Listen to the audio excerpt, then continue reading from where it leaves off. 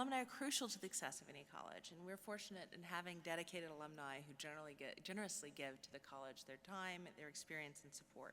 And each year we recognize one of them for their involvement with the college over the years, as well as for their own personal and professional achievements. And this year is someone who many of you know because he's active part of college life today. Our alumni honoree today and the recipient of the College Alumni Distinguished Service Award is Imam Khalid Latif.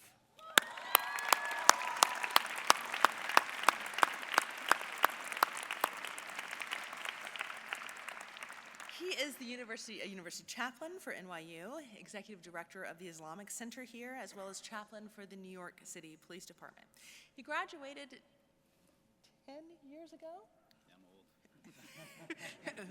In 2004, with a major in Middle Eastern Studies and minor in politics. Just a year after graduation, he was appointed the first Muslim chaplain here, and 2 years after graduation, the first Muslim chaplain at Princeton. In 2007, under his leadership, the Islamic Center here became the first ever established Muslim student center at any institution of higher education in the United States. And also that year, when he was 24, Mayor Michael Bloomberg nominated him to become the youngest chaplain in the history of the NYPD. Through his work, Imam Latif has demonstrated not only an exceptional dedication to gaining and disseminating religious values and values, but has begun to carve out much needed space for young American Muslims to celebrate their unique identity and have their voices heard in the larger public sphere, working tirelessly to foster dialogue with people of other faiths in order to clarify misconceptions and encourage mutual education. In 2012, Imam Latif co-founded with our Vice Chancellor Linda Mills, our Rabbi Yehuda Sarna, and Chelsea Clinton the Of Many Institute, a programmatic, groundbreaking model for multi-faith leadership at the university level. The Of Many Institute supports a new generation of religious and civic leaders who reach across faith boundaries to solve social problems together. And its work has recently been documented in the film that has made our Imam a movie star, titled Of Many, premiered at the Tribeca earlier this year. He's been named a global interfaith visionary by the United Nations Temple of Understanding, one of 100 New York City luminaries by the Public Library, one of the 500 most influential Muslims in the world by Georgetown University's Prince Al-Walid bin Talal Center for Muslim Christian Understanding and the Royal Islamic Studies Center. He's a millennial leader. He was named Christian Science Monitor's 30 under 30. You all have a lot to live up to.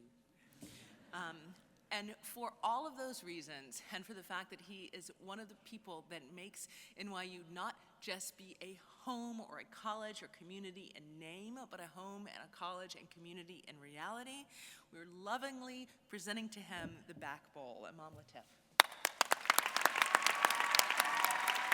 Want me to hold that for you?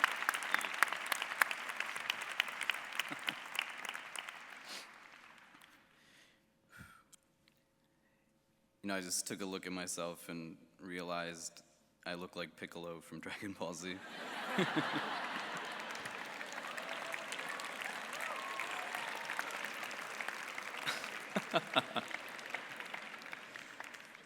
It's truly an honor and privilege to be with you all on this special day to accept this award. And a decade has passed since I sat where you all sit. I can honestly say that my time as an undergrad at New York University's College of Arts and Sciences has helped me to become a quote-unquote citizen of the world, because during my time as an undergrad at NYU, I realized not that the world was such a big place, but that the world was large enough to fit so many different types of people in it.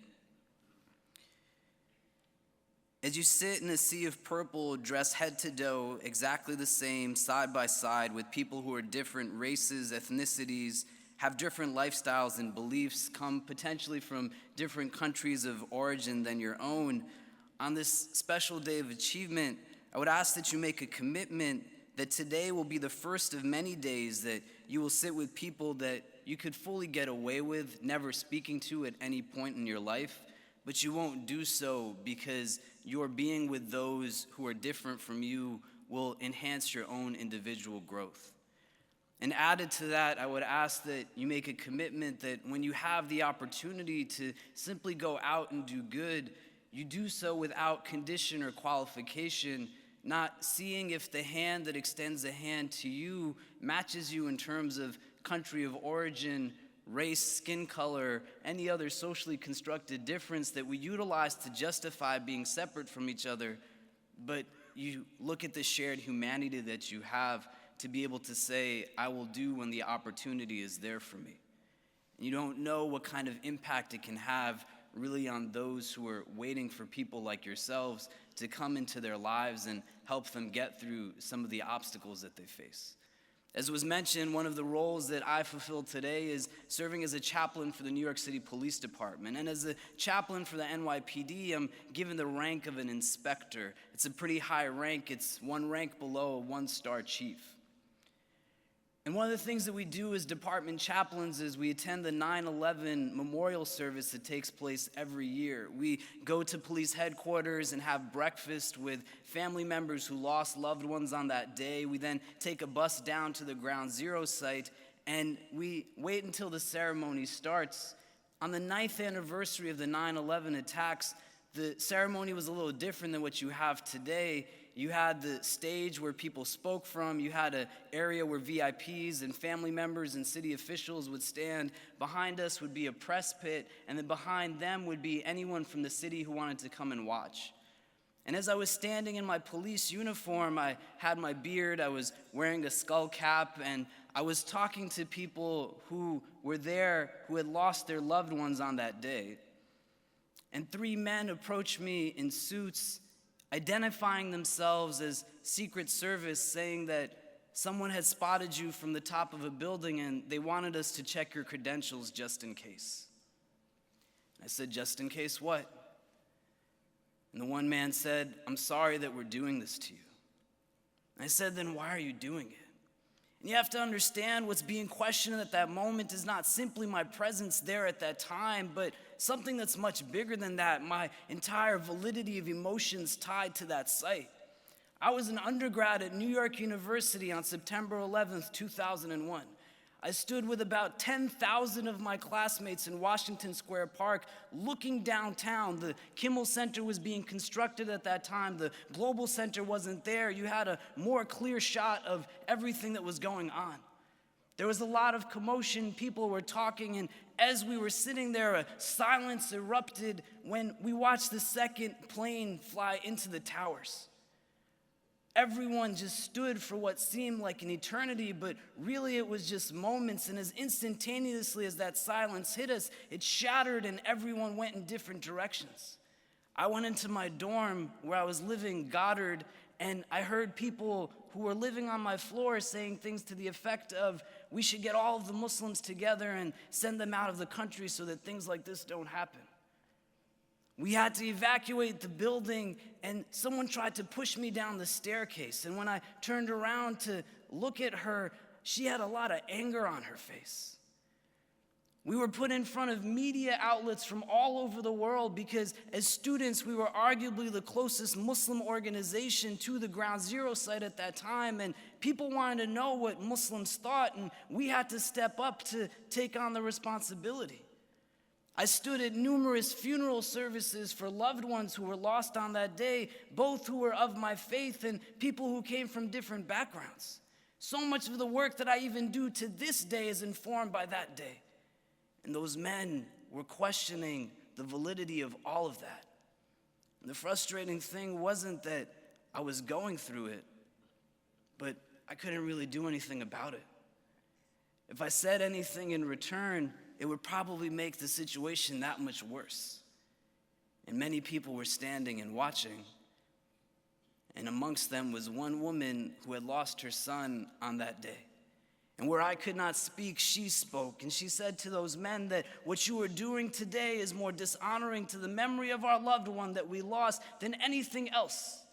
That here this young man is standing with us in our moment of need, and you are making it seem as if he is doing something wrong just because he's Muslim.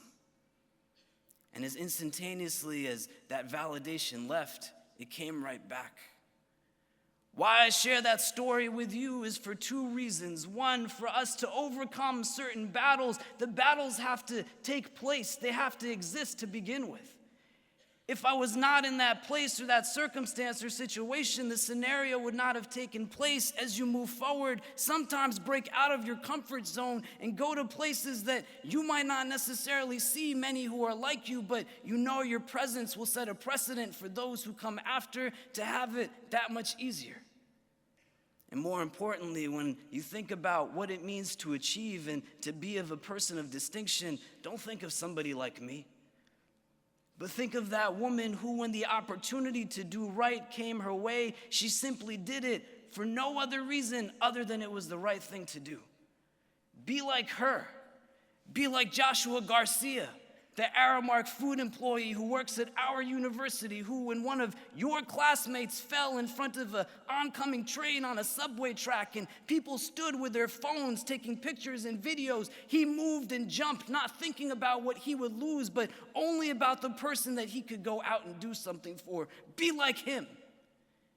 And when the opportunity comes to go out and do work, don't put conditions on who your allies and your partners could be. You sit right now with friends, but think of the people who are sitting rows behind you, who you might not have spoken to at all, but they could very likely be the people who would be your best partners in going out and changing this world.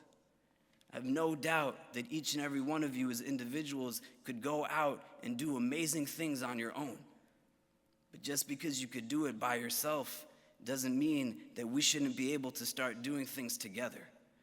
If I can ever be helpful to any of you as you go through your life journeys and trajectories, please don't hesitate in reaching out. And I will try my best to be a resource to you in whatever way possible. Congratulations to you on this day of celebration and achievement. May your noble intentions be elevated and life's objectives be facilitated as you continue to do all that you do. May you be protected from hearts that are not humble, tongues that are not wise, and eyes that have forgotten how to cry. May your successes of today be the first of many, and may you be granted more success on every tomorrow that you see. Go out and change the world, class of 2014. We all are behind you and have high hopes. Thank you.